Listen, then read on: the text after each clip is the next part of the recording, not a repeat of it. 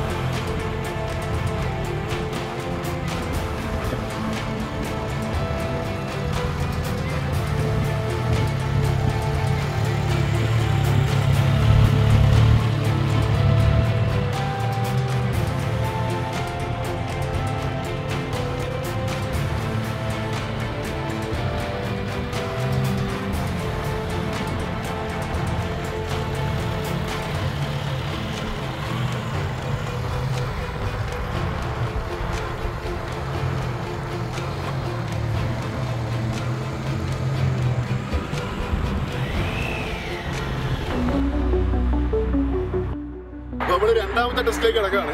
രണ്ടാമത്തെ ടെസ്റ്റിന്റെ പേര് അവോയ്ഡിങ് ഒബ്സ്റ്റക്കിൾ എന്നാണ് ആ ടെസ്റ്റിന്റെ പേര്.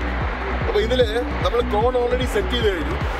ഈ 2 കോണിലൂടെ പാസ് ചെയ്യുമ്പോൾ bike minimum 50 km/h 50 km/h pass ചെയ്യുകയും മിനിമം 3rd ഗിയറിലാവുകയും വേണം.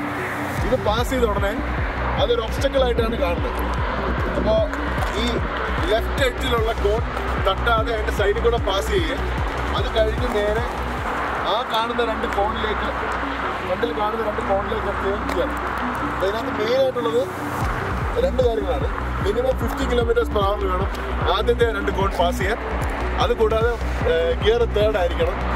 എന്നിട്ട് ഈ കോണൊന്നും തട്ടിയിടാൻ പാടില്ല. കറക്റ്റായിട്ട് വേണം ഇതിനകത്തൂടെ കയറി പോകാൻ. അപ്പോൾ നമുക്ക് രണ്ടാമത്തെ ടെസ്റ്റ് കാണാം, അവോയ്ഡിങ് ഒബ്സ്റ്റക്കിൾ.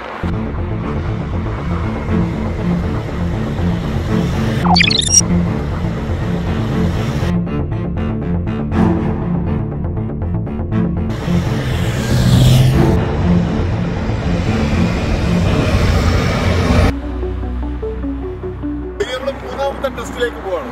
മൂന്നാമത്തെ ടെസ്റ്റ് എന്ന് പറഞ്ഞാൽ അതിന്റെ പേര് ഗേറ്റ് എന്നാണ്. അപ്പോൾ ഇതിൽ നിങ്ങൾക്ക് ദൂരെ കാണാം 2 കോൺ ഇരിക്കുന്നത്. അപ്പോൾ ഇതിന്റെ മെയിൻ സംഭവം എന്ന് പറഞ്ഞാൽ ആ കോൺ പാസ് ചെയ്ത് കഴിഞ്ഞാൽ നമ്മൾ 30 km/h മിനിമം സ്പീഡിൽ 2nd ഗിയർ മെയിൻറ്റെയിൻ ചെയ്ത് വന്ന് അവിടെ നിന്ന് ഈ ഒരു കോൺ അതിന് ചുറ്റും, അതായത് കോൺ ഓൺ ദ റൈറ്റ് സൈഡ് ഇതിന് ചുറ്റും കറങ്ങി ആ ഡിസ്റ്റൻസ് 16 മീറ്ററാണ്. കറങ്ങി ഇതേപോലെ അടുത്ത 16 മീറ്ററിൻ്റെ അപ്പുറത്ത് ഇതേപോലെ 2 കോണും.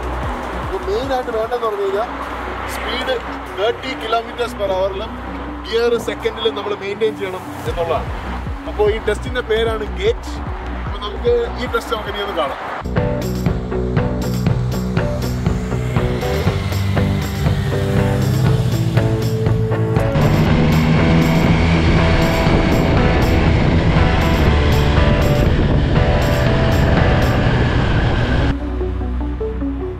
നാലാമത്തെ ടെസ്റ്റിലേക്ക് കിടക്കാണ്. അത് ബ്രേക്കിംഗ് ആൻഡ് ക്വിക്ക് ആക്സലറേഷൻ എന്നാണ് ടെസ്റ്റിന്റെ പേര്.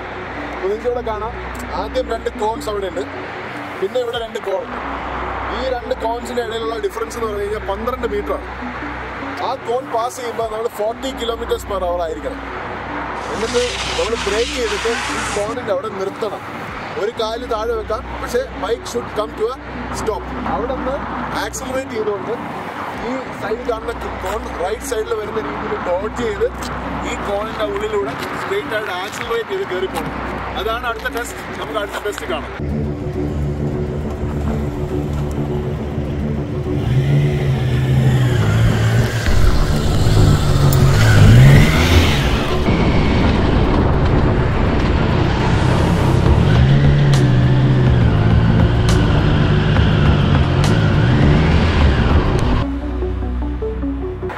ടെസ്റ്റിലെ ഏറ്റവും വലിയ പ്രത്യേകത എന്ന് പറഞ്ഞാൽ ഈ ബ്രേക്കിംഗ് ടെസ്റ്റ് എന്ന് പറയുന്ന സംഭവം അല്ലേ. ബ്രേക്കിങ്ങിന്റെ ഇമ്പോർട്ടൻസ് വളരെ എന്താ പറയുന്നത് ക്രൂഷ്യലാണ്. ബ്രേക്കിംഗ് എന്ന് പറയുന്ന സാധനം വളരെ ക്രൂഷ്യലാണ്. നല്ല ബൈക്കും നല്ല റോഡുകളും ഒക്കെ വരുമ്പോൾ വളരെ എമർജൻസി ബ്രേക്കിംഗ്.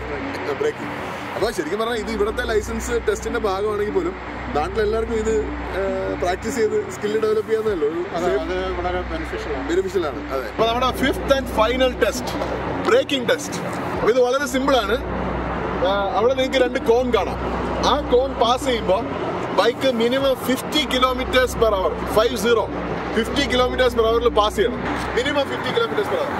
അത് പാസ് ചെയ്ത് ഇത് 14 meters ഡിഫറൻസ് 14 മീറ്റർ ഡിഫറൻസിലാണ് ഈ സെറ്റ് ഓഫ് കോൺസ് ഇരിക്കുന്നത്. അവിടെ നിന്ന് പാസ് ചെയ്തതിന് ശേഷം സഡൻ ബ്രേക്ക് ഇട്ട്, അതായത് എമർജൻസി ബ്രേക്കിംഗ് അപ്ലൈ ചെയ്തിട്ട് ഈ കോൺ എത്തുന്നതിന് മുമ്പേ വണ്ടി സ്റ്റോപ്പ് ആവണം. It should be at A stand still. അതാണ് അടുത്ത ടെസ്റ്റ്, എമർജൻസി ബ്രേക്കിംഗ്. നമുക്ക് കാണാം.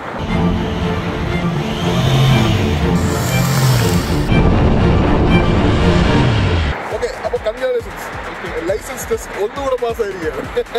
Again thank you for volunteering ഇങ്ങനൊരു ഹാൻഡ്ലിംഗ് ടെസ്റ്റ് അഗൈൻ ചെയ്യാൻ വേണ്ടിയിട്ട്. അപ്പോൾ ഇങ്ങനെയാണ് ഫിൻലൻഡിലെ ബൈക്ക് ലൈസൻസിന് വേണ്ടിയുള്ള ഹാൻഡ്ലിംഗ് ടെസ്റ്റ്. അപ്പോൾ thank you for joining us. Thank U.